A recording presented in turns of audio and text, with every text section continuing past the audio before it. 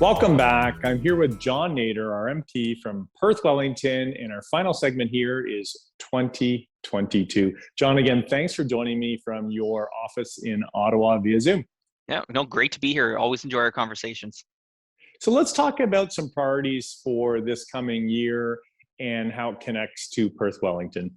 Yeah, absolutely. So first and foremost, I think there's a lot of optimism going into 2022. I think it's wonderful to see things starting to kind of get back to normal, and I think people are really excited about what the new year has to offer. So here at Parliament here in Ottawa, there's a fair number of priorities I want to be pushing that relate kind of some of the local issues.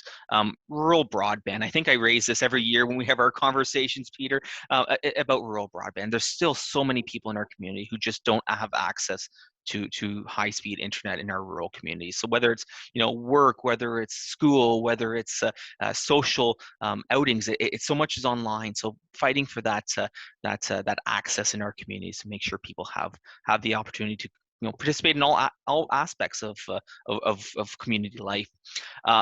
The other issue that we're seeing more and more of it, and this is reflected in the unemployment numbers, is we have the huge benefit of having low unemployment, and that's wonderful. But it's also a double-edged sword, and it's also a challenge of that labor shortage. So we have small, medium, and large businesses that just don't have the access to that labor market pool. We need to be able to attract people to our communities, be able to attract people to fill the vacancies, and there's so many different angles that go with that. So I'll be pushing a lot for transportation options, for affordable housing, and for attainable housing, so that people are able to first get to Perth-Wellington, get to our communities, but then also be able to live here and become part of the community. And without a mix and a broad strategy, broad spectrum of the types of housing, we're just not going to be able to do that. So those are some of the issues that I'll be bringing up here in Ottawa, but really focused back to our community. And that's the housing, transportation, labor. They all go together, and you can't have one of those without the other two as well. So that's what looking forward to highlighting and focusing on in the year to come. And as the opposition party, how do you get a voice in Ottawa for the future things that we need to implement locally? Sometimes it can be a challenge. I'm not going to sugarcoat it. It can be a challenge sometimes in the opposition. We're not the government. We don't sit with cabinet ministers in our own party, so it does have a bit of that divide where we have to advocate, have to persuade, have to raise our voices sometimes. So I try to work collaboratively as much as possible.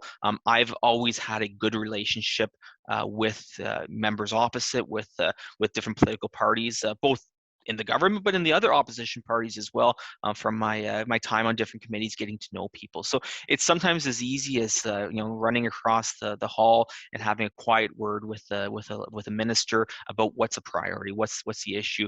I'll often have a letter stuffed in my suit jacket pocket that I'll quickly pull out if I see a certain minister to run over and say, this is an issue with this community. It's an infrastructure project, or it's a housing project, and putting in a good word for those things. And sometimes I raise issues in question period, and that's kind of the last case, is to do so publicly and from a more partisan bent.